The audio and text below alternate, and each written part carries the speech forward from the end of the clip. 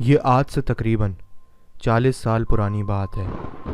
میری اور میری چھوٹی بہن کی شادی ایک ساتھ ہوئی تھی۔ سب بہت زیادہ خوش تھے، لیکن شادی کے تھوڑے عرصے بعد ہی میرا بہنوئی بہت زیادہ بیمار رہنے لگا۔ ہم نے بہت جگہ دکھایا، مختلف ٹیسٹ بھی کروائے، جھاڑ پھونک بھی کروائی، لیکن اس کا مرض تھا کہ ختم ہونے کے بجائے بڑھتا ہی جا رہا تھا۔ نہ جانے کون سا ایسا مرض تھا کہ ڈاکٹروں کی سمجھ سے باہر تھا۔ بہنوئی ٹھیک ہونے کے بجائے دن بدن سوکھتا جا رہا تھا، جو کہ ہم سب کے لیے تکلیف کا باعث تھا۔ میری بہن جو ابھی نئی دلہن بنی تھی، وہ الگ فکر میں گل رہی تھی۔ اس کی آنکھوں میں ہر وقت نمی چھائی رہتی تھی، وہ ہنسنا بھول چکی تھی۔ اس کے چہرے پہ ہر وقت اداسی چھائی رہتی تھی۔ ہم سب اس کو سمجھاتے، تسلی دیتے تھے، لیکن وہ رو دیتی تھی، جس سے ہم سب بہت زیادہ اذیت میں مبتلا تھے۔ میرا بہنوئی بالکل اکلوتا تھا، اس کے ماں باپ نہیں تھے، صرف ایک شادی شدہ بہن تھی اور ایک بچہ تھا جو اس کے گھر کے برابر ہی رہتے تھے۔ اب بہنوئی کی بیماری کی وجہ سے اس کا کاروبار وہی دیکھ رہے تھے، کیونکہ بہنوئی شدید بیمار تھا۔ پھر ایک دن مجھ سے میری بہن کی پریشانی نہیں دیکھی گئی، تو میں بہن اور بہنوئی کو اپنے گھر لے آیا کہ جب تک بہنوئی ٹھیک نہیں ہوتے وہ میرے ساتھ ہی رہیں گے۔ میں نے اچھے سے اچھے ڈاکٹر کو دکھایا، لیکن سب مایوس ہو گئے۔ بہن کو میرے گھر آئے 2 ہفتے ہو چکے تھے، لیکن ہمیں کہیں کامیابی نہیں ملی۔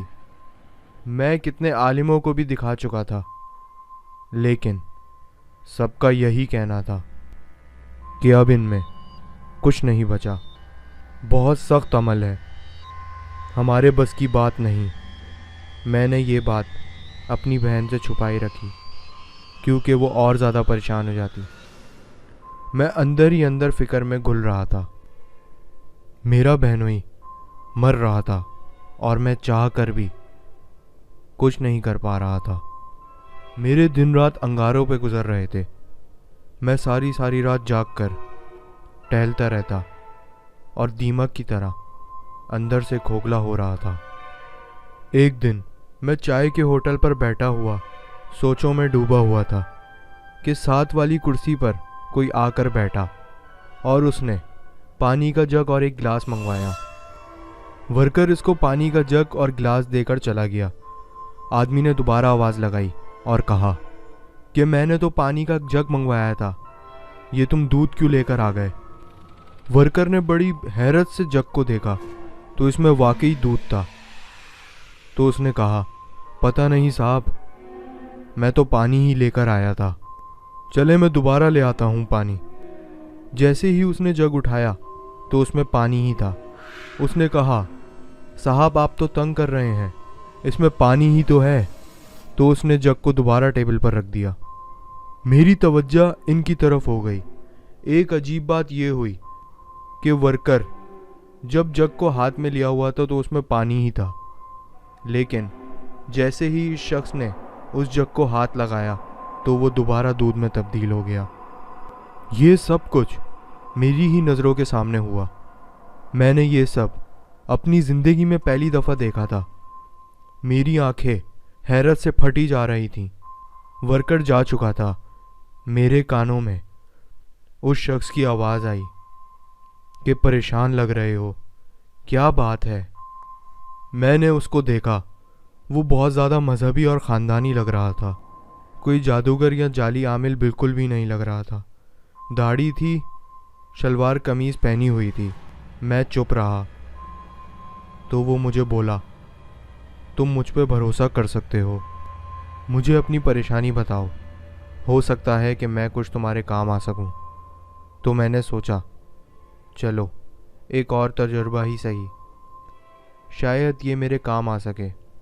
میں نے اس کو ساری بات بتا دی وہ بہت تحمل سے گردن جھکائے میری باتیں سن رہا تھا۔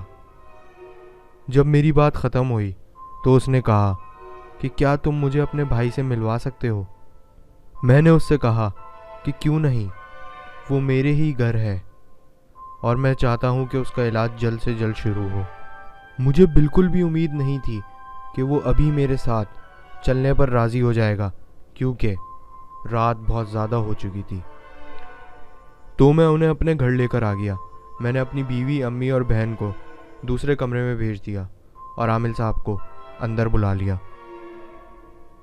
انہوں نے میرے بہنوئی کو دیکھا، تھوڑی دیر حساب کتاب کیا۔ ان کے چہرے پر اچانک سے پریشانی آ گئی۔ انہوں نے کہا، جلدی سے انگیٹھی پر سرسوں کا تیل گرم کرنے رکھ دو۔ میں نے فوراً حکم کی تعمیل کی اور ایک بڑی کڑھائی میں تیل گرم کرنے رکھ دیا۔ جب تیل کھولنے لگا تو عامل صاحب نے تازہ وضو کیا اور کچھ پڑھتے ہوئے اپنا گیلا پیر اس کھولتے ہوئے تیل میں ڈال دیا۔ میں کانپ کر رہ گیا، کیونکہ کوئی عام آدمی اس میں انگلی بھی نہیں ڈال سکتا تھا۔ تھوڑی دیر بعد چھن کی آواز آئی اور چند لمحوں بعد ہی انہوں نے اپنا پیر واپس نکال لیا۔ پیر بالکل صحیح تھا، جیسے کچھ ہوا ہی نہ ہو۔ پیر صاف کر کر انہوں نے کہا کہ دیکھو، تمہارے بہنوئی پر زبردست کالا جادو کروایا گیا ہے، جس کی مدت اب ختم ہونے والی ہے۔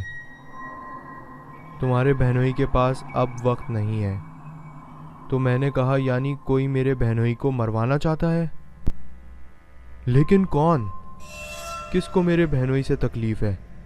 تو انہوں نے کہا، دیکھو، تمہارے بہنوئی کا کوئی عزیز ہے، مرد ہے، جو تمہارے بہنوئی کی جان کے پیچھے پڑا ہوا ہے۔ اب یہ تو تمہیں ہی بہتر معلوم ہوگا کہ تمہارے بہنوئی کے مرنے سے کسی کو کیا فائدہ ہوگا۔ میں نے کہا، لیکن میرے بہنوئی کی تو صرف ایک ہی بہن ہے، اور وہ بھی بیوہ ہے، جس کی 2 بیٹیاں ہیں۔ ان کی کفالت بھی میرے بہنوئی کے کاروبار سے ہوتی ہے۔ ہاں، ایک بچہ ہے، وہ بہت نیک انسان ہے۔ آج کل بہنوئی کا بزنس وہی سنبھال رہا ہے۔ انہوں نے کہا کہ آج کل نیکی اور بدی کو کون دیکھتا ہے؟ دولت اتنی بری شے ہے، لوگ دولت کے پیچھے ایک دوسرے کا قتل کر دیتے ہیں، اور تم چچا کی بات کرتے ہو؟ تم نے بتایا تھا کہ تمہارا بہنوئی اکلوتا ہے، یعنی اپنے بچے کا اکلوتا بھتیجا، یعنی ان کے بھائی کی جائیداد کا اکلوتا وارث ہے۔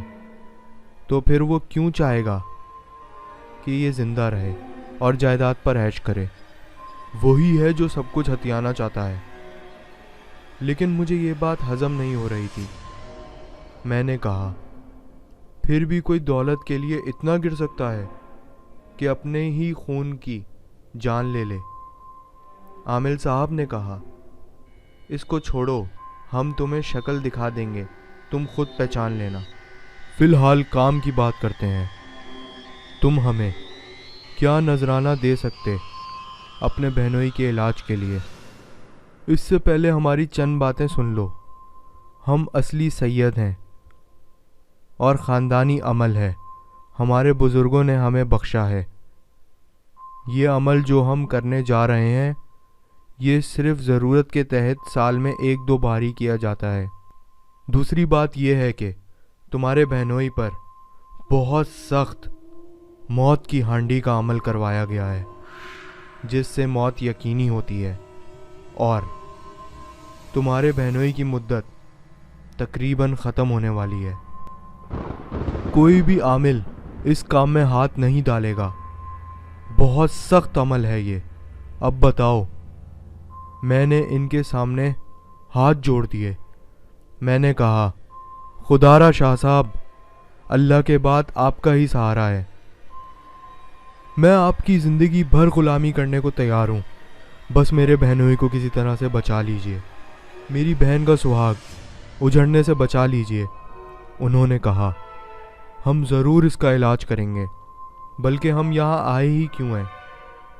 لیکن کیا تم اس عمل کی کاٹ کا خرچہ برداشت کر سکتے ہو؟ تو میں نے ان سے کہا کہ آپ بتائیں میں کیسے بھی کر کے آپ کو دوں گا. تو انہوں نے کہا کہ ویسے تو اس کام کے 10,000 بنتے ہیں لیکن تم 6,000 دے دینا. کہو منظور ہے؟ اس وقت کے زمانے میں 6,000 بھی بہت بڑی رقم ہوتی تھی اور میں اپنے بہنوئی کے علاج پر بہت پیسے خرچ کر چکا تھا. میرا ابھی بھی اپنا کاروبار تھا اور میں ہر قیمت پر بہن کو اجڑنے سے بچانا چاہتا تھا. لہٰذا میں نے حامی بھر لی. میں نے کہا جی شاہ صاحب مجھے منظور ہے. شاہ صاحب نے کہا تو پھر سنو، یہ جو ابھی ہم نے تیل تیار کیا ہے یہ آج رات سے ہی اس تیل کی مالش شروع کر دو، اور یاد رہے مالش پورے جسم پر ہونی چاہیے اور روزانہ کرنی ہے. اب ہم چلتے ہیں، باقی کام پرسوں کریں گے. انشاءاللہ امید ہے کامیابی ہوگی. اور وہ چلے گئے. اس کے آگے کیا ہوا ہوگا آگے سننے کے لیے پارٹ 2 کے لنک پر کلک کیجیے جو کہ میں نے ڈسکرپشن میں ایڈ کر دیا ہے.